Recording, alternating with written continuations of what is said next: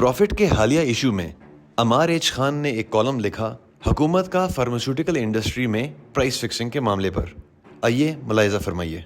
चाहे बात बुनियादी स्टेपल्स की हो, फ्यूल की हो या अद्वियात की, हुकूमत का प्राइस को फिक्स करने के ऊपर एक ऑब्सेशन सी है। हज़ारों साल के मुशाहिदे से हमें पता लगता है कि प्राइस फिक्सिंग कभी काम नहीं आती, बल्कि उल्टा इसकी वजह से किल्लत होती है, गैर रस्मी मंडियाँ बनती हैं और इस सारे के सारे का खमियाजा आम सार्फिन को भुगतना पड़ता है। फार्मास्यूटिकल प्रोडक्ट्स की जो सप्लाई चेन होती है वो नहायत ही पेचीदा होती है। ज़्यादातर खाम माल इसका इम्पोर्ट होता है, जिसकी वजह से पाकिस्तानी रुपए की कदर में ऊंच नीच इस पर बहुत असरअंदाज होती है। प्रोसेसिंग अलबत्ता इसकी लोकली होती है, जिसका मतलब है कि इस पर असरअंदाज होती हैं दीगर चीज़ें जैसे कि बिजली के नरख, जनरल महंगाई वगैरह वगैरह। इन सब अवामिल को मिलाकर और इसके ऊपर एक मुनाफे की शरह रख कर प्राइवेट कंपनीज अपने प्रोडक्ट की प्राइस फिक्स करती हैं, मार्केट में कंपटीशन को मद्देनज़र रखते हुए। इन अवामिल को ज़रा देख तो लें। पिछले 2 सालों में पाकिस्तानी रुपए की डिप्रिसिएशन 70% से ज़्यादा हुई है, जबकि पाकिस्तान में कंपाउंडेड इन्फ्लेशन 40% से भी ज़्यादा है। ऐसी सूरत हाल में मंतक तो यही कहती है कि अद्वियात की कीमत में इजाफा हो जाना चाहिए ताकि कंपनियां कम से कम अपने अखराजात तो पूरे कर सकें।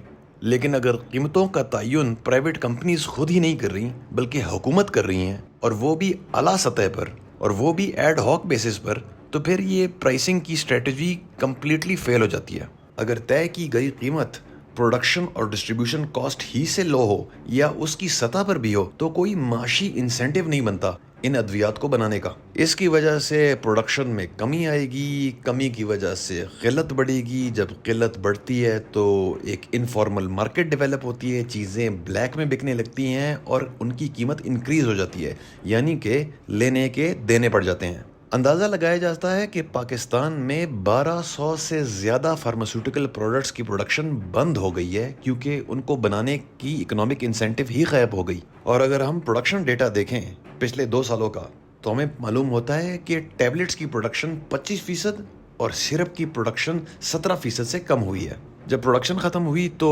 ज़ाहिरी बात है बहुत सी प्रोडक्शन यूनिट्स और फैक्ट्रीज भी बंद हुई, और जब फैक्ट्रियाँ बंद हुई तो बहुत ज़्यादा लोगों के रोज़गार भी ख़त्म हो गए।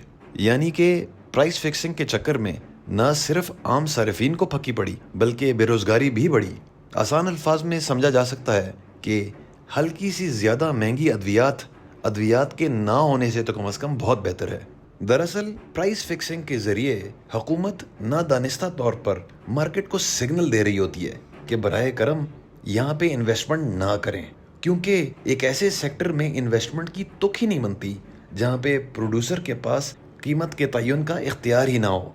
इसकी वजह से और इससे मिलती जुलती दीगर पॉलिसीज़ की वजह से हमारे मुल्क के फार्मा सेक्टर में शदीद कमी आई है इन्वेस्टमेंट में, और बहुत सी इन्वेस्टर्स अपना पैसा लेकर या मुल्क से बाहर या कम से कम इस सेक्टर से बाहर ही चले गए हैं।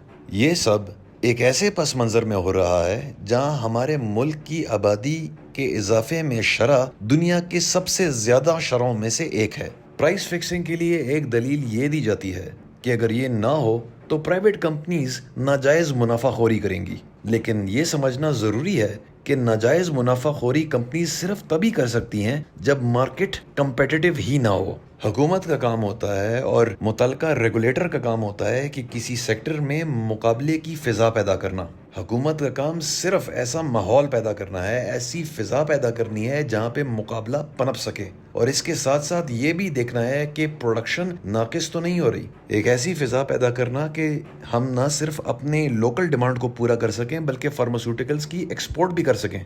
अगर हुकूमत दरअसल अद्वियात की कीमतों में इस्तेहकाम चाहती है तो उसको ये प्राइस फिक्सिंग के चक्कर से बाहर ही निकलना चाहिए और अपनी तमाम तवानाइयाँ वक्फ कर देनी चाहिए इस पूरे सेक्टर में एक कंपटीशन की फ़िज़ा को कायम करने के लिए। इसमें ना सिर्फ सार्फिन की भलाई होगी बल्कि पूरी इकोनॉमी की भी।